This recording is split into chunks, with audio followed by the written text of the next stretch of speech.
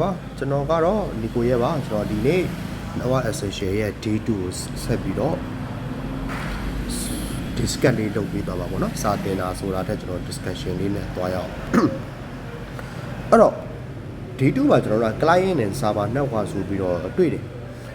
1.4 မှာပေါ့နော်အဲ့တော့ client နဲ့ server network ကျွန်တော်ဒီစာတွေဖတ်ပြပြီးတော့ဒီစာအုပ်ထဲဟာတွေရွတ်ပြနေစိတ်သိပ်ပြီးတော့စိတ်ဝင်စားမှာမဟုတ်စိတ်ဝင်စားဖို့ကောင်းမှာမဟုတ်ကျွန်တော်ဒီတိုင်းလေးပို့ပပလေးစာသင်ခန်းထဲမှာသင်နေတဲ့ပုံစံတိုင်းလေးပဲကျွန်တော်တို့ဆွဲကြည့်အောင်အဲ့တော့ client နဲ့ server network ဒီသူကဘယ်ထဲမှာရှိရလဲဆိုလို့ရှိရင်ကျွန်တော်တို့ဒီ IGCSE O level လောက်မှာဒါမှမဟုတ် University First Year လောက်ဒီတတ်မှတ်ထားတဲ့ဒီစာအုပ်ထဲမှာဆိုဘာပြောထားရလဲဆိုလို့ရှိရင်သူဒီ local area network အမျိုးအစားတစ်ခုဖြစ်တယ်ပေါ့အဲ့တော့ local area အမျိုးအစားတစ်ခုဖြစ်တယ်ဆိုလို့ရှိရင်local area network အမျိုးအစားထဲမှာဘာနဲ့ပါလဲဆိုလို့ရှိရင် client and server network နဲ့ peer to peer network ဆိုပြီးတော့သူက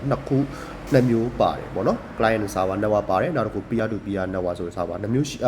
network type နှစ်မျိုးရှိတယ်အဲ့တော့client နဲ့ server network ဒီ server role ရှိတယ် server က host လုပ်ပြီးတော့ client တွေကိုကျွန်တော်တို့ကထိန်းချုပ်တယ်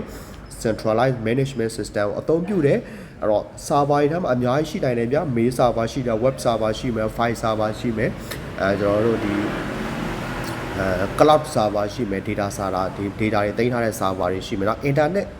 ကို access ပေးနိုင်တဲ့ server တွေလည်းရှိတယ်အဲ့တော့ server တစ်ခုချင်းစီမှာသုံးတဲ့ protocol တစ်ခုချင်းစီလည်းမတူညီကြပါဘူးတည်တံ့ပြီးရှိကြတယ်ဟုတ်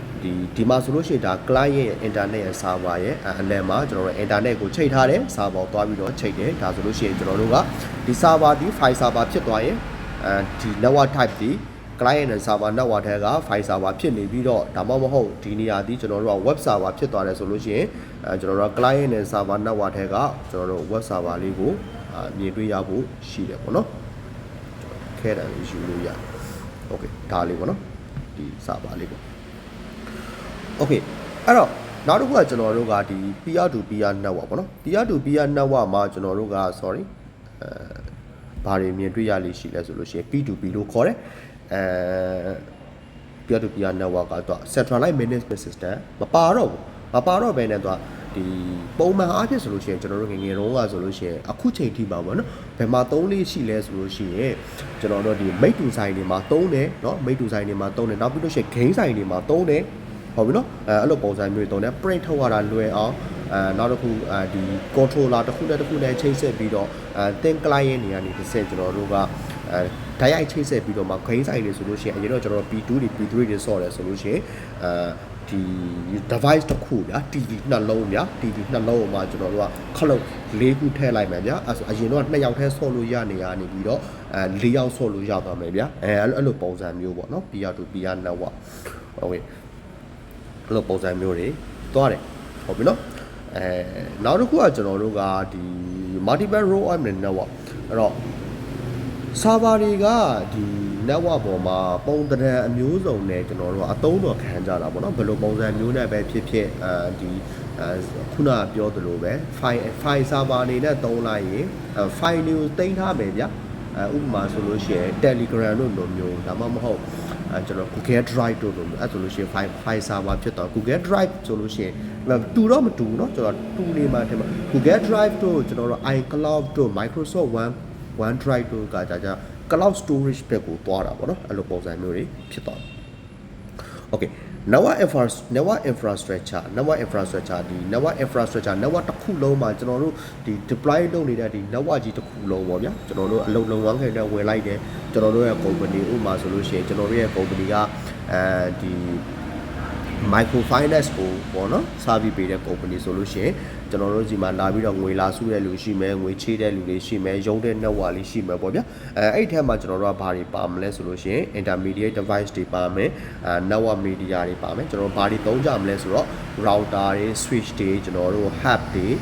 firewall တွေအဲ့ဒီ device တွေသုံးတယ်အဲ့တော့ကျွန်တော်တစ်ချိန်လောက်ကျွန်တော်ဒီ packet tracer နဲ့ပတ်သက်ပြီးတော့လည်းကျွန်တော်ဒီ video file လေးလုပ်ပေးပါဦးမယ်အဲ့တော့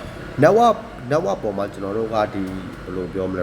represent လုပ်တဲ့ icon တွေပေါ့နော်ဒီ icon လေးတွေမြင်လိုက်ဒါကတော့ဘယ် network ဘယ် device ကိုကိုးစားပြုတာပေါ့ဒါကတော့ဘယ် device ကိုကိုးစားပြုတာပေါ့ဆိုတဲ့ဟာလေးလွယ်လေးတကူကိုးစားပြုလို့ရအောင်ကျွန်တော်တို့ icon လေးနဲ့သတ်မှတ်ထားတယ်အခုဒီမှာပြတ်ထားတဲ့ icon လေးတွေက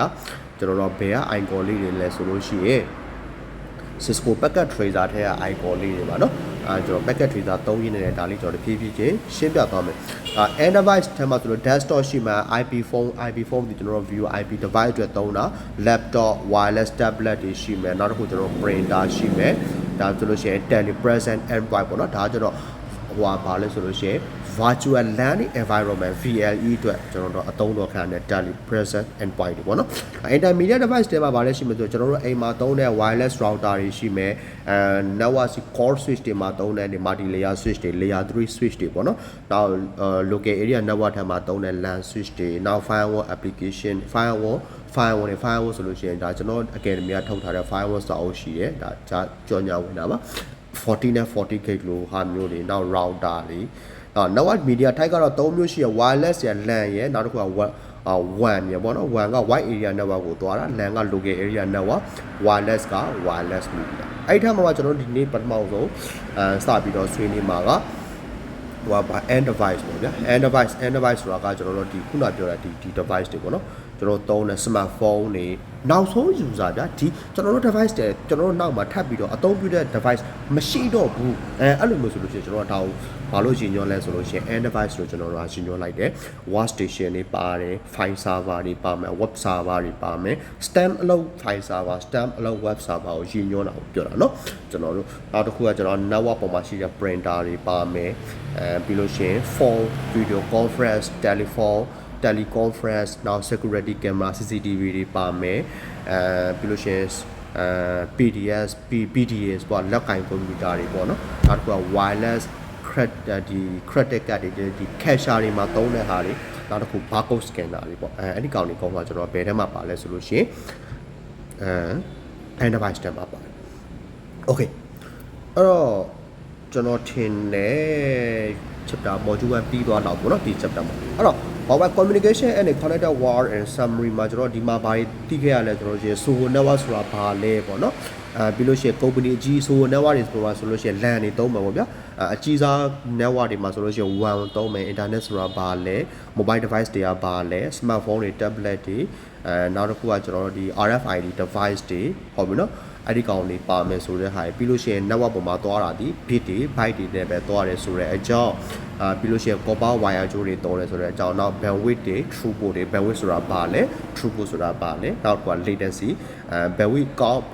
bandwidth များ bandwidth ကောင်းရင် latency နဲ့ latency နဲ့ရင် bandwidth ကောင်းမယ်ပေါ့ဟုတ်ပြီနော်အဲ့ဒီကောင်လေးကျွန်တော်တို့လေ့လာခဲ့ကြတာဖြစ်တယ် module ကဒီအဲ့တော့ဒီမှာပါတဲ့ဒီ internet တစ်ခုချင်းစီကကျွန်တော်ကဒီ video file လေးတွေကြီးငါတို့လုံလောက်ပြီလားမလုံလောက်ပါဘူး